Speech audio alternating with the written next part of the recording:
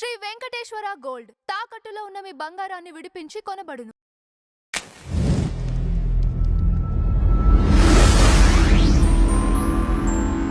నమస్తే అండి, welcome to tree media.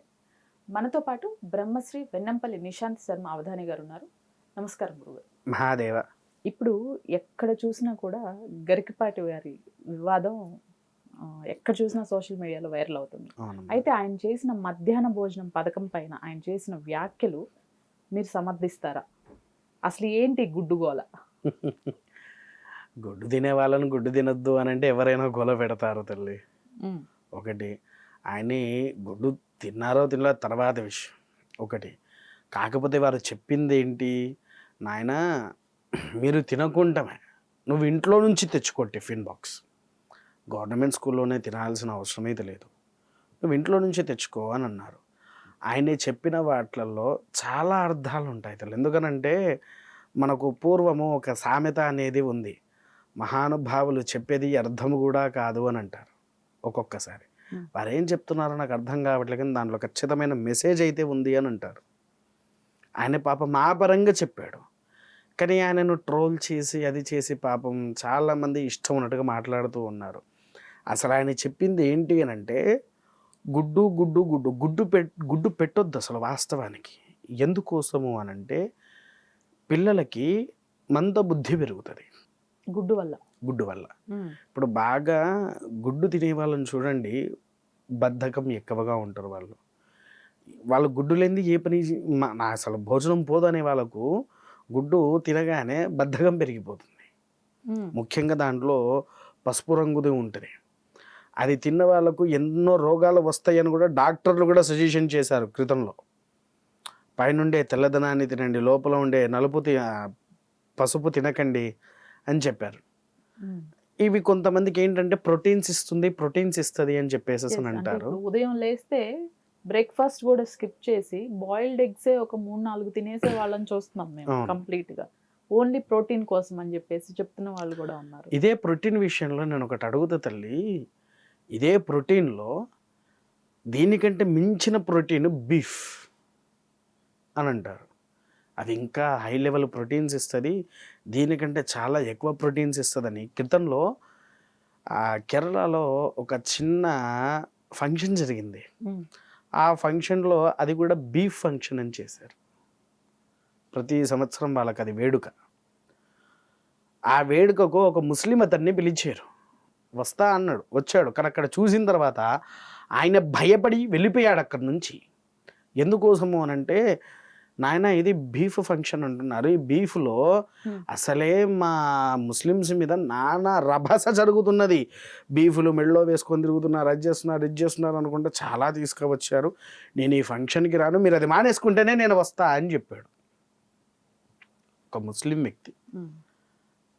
ఆయన తినే వ్యక్తే కదా, తినే వ్యక్తి అక్కడికి వచ్చాడు కదా, నువ్వు అది మానేస్తేనే నేను వస్తానే పదం ఎందుకు వచ్చింది అక్కడ? అవునా కదా? ఈయన మానేయండి అని అంటే పూర్తిగా మానేయమని దాంట్లో మనకు పూర్తి వివరణ లేదు. ఒకటి, మీరు భోజనం మానేయండి అని అన్నాడు, కానీ ఇంట్లో నుంచి టిఫిన్ బాక్స్ కూడా తెచ్చుకుంటాను ఇంకో మాట కూడా అన్నాడు. ఇది ఎలా ఉంటుందంటే జనాలది కూడా కొంతమందికి అంటే విమర్శలు ఏ విధంగా తీసుకురావాలి, కొంతమంది నాస్తికులు అనేటి వాళ్ళు ఉంటారు. ఆ నాస్తికులు విమర్శలు తీసుకురావడంలో ప్రధానంగా ఉంటారు. ఆ ప్రధానత ఎలా ఉంటుందంటే ఈ రకంగా ఆయన చెప్పిన దానికి. ఇప్పుడు ఒక మాట అడుగుతుంది తల్లి, అసలు ఇదంతా ఎక్కడి నుంచి స్టార్ట్ అయింది? గవర్నమెంట్ స్కూళ్ళల్లో భోజనాలు పెట్టాలి ఎక్కడి నుంచి స్టార్ట్ అయింది? 1957లో కేరళ గవర్నమెంట్ వాళ్ళే స్థాపించారు. అక్కడున్న సీఎం విద్యార్థులు చదువుకోవాలి, ఎవ్వరూ ఉండకూడదు, ఎలా ఎలా ఎలా అని ఆలోచిస్తూ ఉంటే మధ్యాహ్నం పూట భోజనం అనే పథకం కేరళలో ప్రారంభమైంది. అవునా కదా అనేది ప్రతి ఒక్కరికి తెలిసే విషయంలో. అవునంటారా కాదంటారా? అక్కడ ప్రారంభమైంది. అది ప్రైమ్ మినిస్టర్కి కూడా నచ్చి అన్ని ప్రాంతాలలో పెట్టించడం ప్రారంభం చేశారు. అలా పెడుతూ ఉంటే మీరు చూడండి, కొన్ని గవర్నమెంట్ స్కూల్స్లలో కొన్ని కాదు, మ్యాక్సిమం 90% పురుగులున్న భోజనాలు పెడుతున్నారు. పురుగులు లేకుండా భోజనాన్ని చూపేయండి. ఫర్ ఎగ్జాంపుల్ తల్లి, గవర్నమెంట్ స్కూల్ వాళ్ళు ₹1 తీసుకోకుండా భోజనం పెడుతున్నారు. అదే పిల్లల్ని మీరు కాన్వెంట్ స్కూల్కి పంపిస్తున్నారే, అందులో మీ పిల్లలకు కొంతమంది ముక్కలేంది ముద్ద దిగదు అనే వ్యక్తులు చాలామంది ఉంటారు. లక్షలు పోసి కాన్వెంట్ స్కూల్లో చదివిపిస్తున్నప్పుడు ఆ లక్షలు పెడుతున్నటువంటి కాన్వెంట్ ఏదైతే ఉందో వాళ్ళు భోజనం పెట్టకూడదా?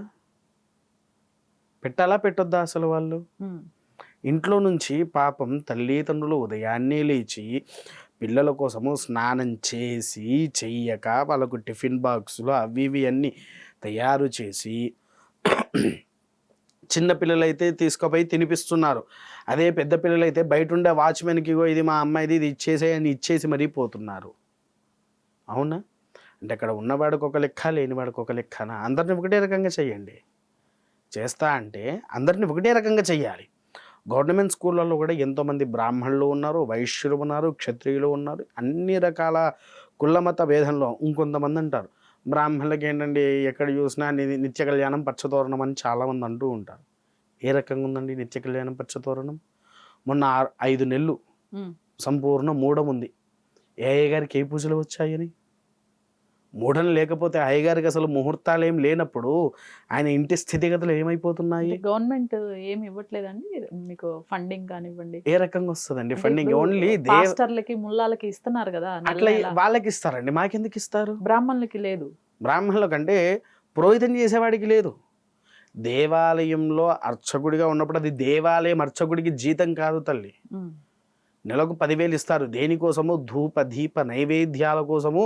ఈ నెల రోజులు నువ్వు స్వామివారికి ఇవన్నీ ఆచరించాలనే విషయంలో 10,000 పంపిస్తుంది గవర్నమెంట్. ఒకప్పుడు 6,000 ఉండేది, అది కూడా కేసీఆర్ గారు తీసుకొచ్చారు. కేవలం అర్చకులకు మాత్రమే. అర్చకులకి మాత్రమే, ఏ బ్రాహ్మణులకు ఏ వేతన ఏమీ లేదు. టు బి ఫ్రాంక్గా చెప్పాలంటే నేను ఒక హ్యాండిక్యాప్డ్ని తల్లి, నాకు సర్టిఫికేట్ ఉంది. అది రీసెంట్గా అంటే ఒక 6 సంవత్సరాల క్రితం తీసుకున్న సర్టిఫికేట్ అది నాది. మొన్న 2000 వచ్చింది. నేను హ్యాండిక్యాప్డ్ ఉన్న వ్యక్తికి ఆయనకు కూడా ఎదురుగా చూస్తూనే ఉన్నాడు, ఆయనకు కూడా తెలుస్తూనే ఉంది డాక్టర్కి.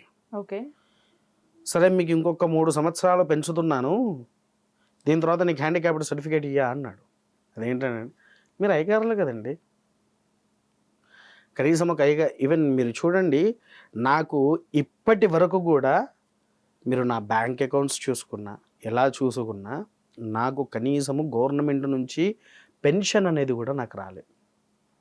నేను తీసుకోలేదు, నాకు అవసరం కూడా లేదు దాంతో. ఇంకా అంటే కొంతమంది ఏంటి అని అంటే బ్రాహ్మణులను అవహేళన చేసుకుంటూ ఎన్నో రకాలుగా చేస్తూ ఉన్నారు. అది ఎందుకంటే ఏదైనా ఒకటి ఉంటుంది, ఏది జరిగినా నోరు మూసుకొని కూర్చుంటే పైన భగవంతుడు అయితే చూస్తాడు అనే ఒక ఆలోచనతో.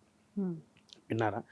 నా కష్టమేదో నాకు రెక్కల కష్టం ఉన్నంత వరకు నేను నా కుటుంబాన్ని పోషించుకోగలుగుతాను. ఈ వచ్చే ఆ డబ్బుల సొమ్ము నాకు కూడా అవసరం లేదు. ఎందుకంటే అది నాకు ఇచ్చేసరికి నాకు కూడా బద్ధకం రావచ్చు. నాకు ఈ పెన్షన్ వస్తుందిలే అనే బద్ధకం కూడా నాకు రావచ్చు. అంటే ఇక్కడ ప్రధాన సమస్య ఏంటండి? మనకు తెలుసు మ్యాక్సిమం 80% ఆఫ్ పీపుల్ అక్కడ పేద విద్యార్థులే చదువుకుంటూ ఉంటారు. ఈ భోజనం ఇవి ఏర్పాటు చేసింది కూడా అందుకే. అవును, టోటల్గా నేషనల్ వైడ్గా ఇది అప్లై అవుతున్నప్పుడు అక్కడ భోజనం పెట్టడం సమస్య, లేదంటే ఆ భోజనంలో గుడ్డు పెట్టడం సమస్య, ఇవన్నీ దాటి ఇంకొక ఎక్స్టెన్షన్ లెవెల్ శోభనం పెళ్లి కొడుకులాగా చిన్నపిల్లల్ని ఆ పదజాలంతో పోల్చొచ్చు అంటారు. ఆ పదజాలం అయితే అసలు వాడకూడదు తల్లి, ఇది 100% ఒప్పుకుంటాను, వాడకూడదు. శోభన పెళ్లి కొడుకు అనేలాగా వాడకూడదు. కాకపోతే ఏంటి, మధ్యాహ్న పూట మిత భోజనం చెయ్యాలి అని అంటారు. అంటే ఎందుకోసం అని అంటే పిల్లలు బాగా కడుపు నిండా తినేసారనుకోండి, వారికి చదువు చెప్పేటప్పుడు నిద్ర వస్తుంది. మామూలుగా అయినా సరే మనం కూడా మధ్యాహ్నం కూడా భోజనం చేస్తే 1 గంట సేపన పడుకోవాలి అని ఖచ్చితంగా అనిపిస్తుంది. అవునా కాదా? అలాంటి ఉద్దేశంలో పిల్లలు కదా తొందరగా వాళ్ళకు మెదడు శక్తి పెరగాలి అంటే చదువు మీద ధ్యాస రావాలి. మిత భోజనము అన్నారు పెద్దలు. ఆ మిత భోజనం చేస్తే సరిపోతుంది అన్నట్టుగా, అంతేగాని ఏదో మొత్తానికే తినకూడదు అనలేదు. అయితే ఇందులో ఇంకో విషయం కూడా ఏంటంటే తల్లి, గుడ్డు అనేది సమస్య కాదు, ఫుడ్ అనేది సమస్య కాదు. లేనివాడు కొంతమంది వస్తున్నారు. ఈయనే చదువుకోవడానికి కోసం మాట్లాడిన మొట్టమొదటి వ్యాఖ్యల్లో అంటే అందరికి అక్కడ గుడ్డు ఫుడ్ మాత్రమే కనిపిస్తున్నది. గుడ్డు ఫుడ్ అవి కాకుండా వేరేది కనిపించట్లా. కొంతమంది గవర్నమెంట్ స్కూళ్ళల్లో ఎలా ఉన్నారంటే పిల్లలు చదువుకోవడానికి వస్తున్నారు, భోజనం అయిపోగానే వెళ్ళిపోతున్నారు. కేవలం భోజనం కోసం వచ్చేవాళ్ళు కొంతమంది ఉన్నారు. సో దానికేం తప్పులేదు, ఎందుకనంటే ఎవరు వచ్చినా సరే తినడానికి ఒక ఆస్కారం ఉంటుంది. రెండవది, కొంతమంది పిల్లలు వస్తున్నారు. గవర్నమెంట్ స్కూళ్ళలో చూడండి, 7th క్లాస్ పిల్లవాడు మొన్న సిగరెట్ ముట్టుకున్నాడు. నా దగ్గర ఆ విషయంలో ప్రూఫ్ కూడా ఉంది. గవర్నమెంట్ స్కూల్లో చదువుకుంటున్న అబ్బాయి అతను స్కూల్కి వెళ్ళేసి డుమ్మాలు కొట్టుకుంటూ ఆ ఫుడ్ వచ్చినప్పుడు ఫుడ్ తినేసి మళ్ళీ బయటికి వచ్చేసేసి ఎగురుడు తిరుగుడు. చదువుకోవడానికి కోసమే కదా భోజనం పెడుతున్నది, ఎగరడానికి కోసం కాదు కదా. అంటే నువ్వు వచ్చి వాటిగా ఫుడ్ తినేసి వెళ్ళిపోతే ఎలా మరి? ఆ గవర్నమెంట్ వాళ్ళు కూడా అంతగానం కష్టపడేసి ఇంతగానం చేస్తూ ఉంటే దానికంటూ ఒక రీతి అనేది మనం చూపించాలి, కానీ ఆ రీతి అనేది పక్కకు పెడితే ఎలా ఉంటుంది తల్లి? ఇక అదైపోయిన తర్వాత పురుగులు ఉండే భోజనం, కొన్ని వాటిలలో పురుగులు ఉండే భోజనం. ఈ పురుగులు ఉండే భోజనం గురించి మాట్లాడాలంటే, ఇప్పుడు వాస్తవానికి గర్భవతులు అయ్యారు, తర్వాత శిశువు జన్మించింది, బాలెంత అని అంటారు. ఈ బాలెంతకు గవర్నమెంట్ ఒకటి రిలీజ్ చేసింది తెలంగాణలో, బాలెంత కిట్టు అని. ఓకే, ఇది ఎక్కడ వస్తుంది? మనకు అంగన్వాడీ కేంద్రంలో వస్తుంది. రీసెంట్గా ఒక 8 నెలల క్రితం నేను ఒక ఇంట్లో చూసా. అంటే వారి ఇంటికి శాంతి చేయించడానికి కోసం పోయినప్పుడు, శాంతి చేయించేటప్పుడు పైనుంచి ఆమె ఏదో సామాన్ తీస్తూ ఉంటే ఆమె రోజు తింటుందంట, ఓ ప్యాకెట్ కింద పడ్డది. అమ్మ ఇదేంటి తల్లి అని అన్న. బాలెంతకు తినడానికి కోసము అంగన్వాడీ వాళ్ళు ఇచ్చేది గురువు గారు అని అన్నది. తీరా దాంట్లో చూస్తే ఎక్స్పైరీ డేట్ ఉంది కింద. ఎక్స్పైరీ డేట్ అయిపోయి 1 ఇయర్ అవుతుంది. ఎక్స్పైరీ డేట్ అయిపోయి 1 ఇయర్ అవుతుంది. ఈ 1 ఇయర్ నుంచి ఈమె ప్రెగ్నెన్సీ అయ్యి బాబు పుట్టిన తర్వాత 21 రోజులు అవుతుంది. 21 రోజులకు ఎక్కడ ఉంది అది? 1 ఇయర్ది ఎక్కడ ఉంది? ఆమె తినబట్టి 10 రోజులు అవుతుంది. ఏంటమ్మా ఇదంటే, వాళ్ళ అంగన్వాడీ దగ్గరికి వెళ్తే మా దగ్గర ఇదే స్టాక్ ఉంది, ఇదే ఇస్తున్నాము. మరి దీనివల్ల వాళ్ళకి ఏమైనా రోగాలు రావా? పోనివ్వండి, అదొకటి పక్క పెట్టేద్దాం. సరే, ఇప్పుడు గవర్నమెంట్ వాటికి గవర్నమెంట్ బియ్యం ఇస్తున్నది, కూరగాయలు అన్నీ తీసుకుపోతున్నారు, చేస్తున్నారు, వండుతున్నారు. మీరు చూసే ఉంటారు, బల్లుళ్ళు పడి ఆరోగ్య నష్టాలు పోయినవి, ఫుడ్ పాయిజన్ అయిన వాళ్ళు గవర్నమెంట్ స్కూల్లో మీకు తెలిసినంత వరకు ఎంతమంది ఉన్నారు? కోర్స్ నేను మీ వ్యాఖ్యలకు సమర్థిస్తాను, బట్ అయినప్పటికీ ఇప్పుడు ప్రభుత్వాలు కొంచెం సీరియస్గానే వీటిపైన చర్యలు తీసుకుంటూ ఫుడ్ కమిషన్ ఏర్పాటు చేస్తూ తనిఖీలు చేస్తూ ఉండటం కూడా చూస్తున్నాను. మీరు అన్నది నేను 100% ఈ విషయంలో ఒప్పుకుంటాను. ఫుడ్ తనిఖీలు గవర్నమెంట్ స్కూల్లో చేస్తున్నారా, బయట నడుస్తున్న హోటల్స్ మీద చేస్తున్నారా? మీరు అన్నది నేను 100% ఒప్పుకుంటా. ఇదే ఫుడ్ విషయంలో తనిఖీలు చేస్తున్నప్పుడు ఇదే ఫస్ట్ వాళ్ళు ఏం చేయాలి? పిల్లలు భోజనాలు చేస్తున్నారు, వీళ్ళ దగ్గర ఫుడ్ ఎలా ఉంది, వాళ్ళు వస్తున్నారనే ఇన్ఫర్మేషన్ ఉన్నప్పుడు ఆ రోజు మంచిగా చేస్తాడు వీడు స్కూల్లో. మళ్ళీ వాళ్ళు వెళ్ళిపోయిన తర్వాత మళ్ళీ యథావిధి అయిపోయినట్టే కదా. అక్కడ ఉండి చూసుకునే వాళ్ళు ఉన్నారా? లేరు కదా. అదే మన హోటల్లోకి వెళ్తే ఇది డబ్బులు పెట్టుకొని వాడు భోజనానికి వస్తున్నాడు, తింటున్నాడు, వాడు మంచిగా ఉండాలి. అక్కడ ఉండే పిల్లలు ఎలా ఉంటాయండి? అంటే ఇది ఫుడ్కి సంబంధించిన నాణ్యత మరో అంశం అవుతుంది. ఇక్కడ మన అంశం గరికపాటి గారి వ్యాఖ్యలు, ఆయన చెప్పిన వాక్యాలు ఇవన్నీ వచ్చినాయి తల్లి. మీరు ఎలా అంటున్నారు? ఇందులోనే అన్ని వాక్యాలు వచ్చాయి. అంటే ఆ ఒక్క అర్థంలో మనం తీసుకోవాల్సిన ఇన్ని అర్థాలు ఉన్నాయి. అంటే ఎక్కువ కాంట్రవర్సీ ఎక్కడ క్రియేట్ అయిందంటే, ఆయన బ్రాహ్మణ్ కాబట్టి గుడ్డు పెట్టడం ఏంటి, గుడ్డు గాడిద గుడ్డు అన్నదాన్ని ఎక్కువ కాంట్రవర్సీ క్రియేట్ చేశారు. ఎందుకంటే ఆ స్కూల్లో కూడా చాలామంది బ్రాహ్మణ పిల్లలు కూడా చదువుకుంటున్నారు. వాళ్ళైతే ఎలాగో తినరు. మరి వాళ్ళ కోసం ఏ రోజైనా అరటిపండు అన్న పెట్టారా స్కూల్లో? గుడ్డు వరకు అవసరం లేదమ్మా, ఒక అరటిపండు అడుగుతున్నాను. అరటిపండు ఇంకా చూడాలి అంటే ఆయుర్వేదం విషయంలో పడిగరుపున ఒక్క అరటిపండు తింటే చాలా బాబు సర్వరోగ నివారణి అన్నారు పూర్వీకులు. ఆయుర్వేద గ్రంథాల్లో కూడా అదే ఉంది. ఒక అరటిపండు అన్న పెట్టారా వాళ్ళకు? లేదే. అలా అని చెప్పేసి సార్ మా పిల్లలకు మీరు అరటిపండు ఎందుకు పెట్టట్లేదు అని చెప్పేసి గొడవలు అయితే వచ్చి పెట్టట్లేదు కదా. వైశ్యులు కూడా అందులోనే చదువుకుంటున్నారు, అందులో తినే వాళ్ళు ఉన్నారు, తినని వాళ్ళు ఉన్నారు. అవునా? అందరినీ సమానంగా చూడాలి అనుకున్నప్పుడు అందరినీ ఒకే రకమైన సమానత్వము అనేటువంటిది చూడాలి. ఉన్నత వర్గము లేని వర్గము అనేది దాంట్లో రాకూడదు. బ్రాహ్మణులు కూడా ఎంతోమంది లేనివారు అక్కడ చదువుకుంటున్నారు, కానీ ఉన్నత వర్గం కింద అయ్యారని వీళ్ళనైతే ఏమనట్లేదు కదా. అందరినీ సమానత్వంగా చూసినప్పుడు గవర్నమెంట్ స్కూల్ అనేది ఒక ఉన్నత శిఖరంలో ఉంటారు.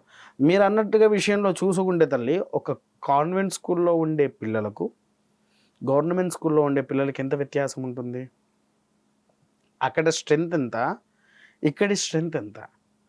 ఇక్కడ 10 మంది ఉంటే అక్కడ 90 మంది ఉంటున్నారు. అవునా?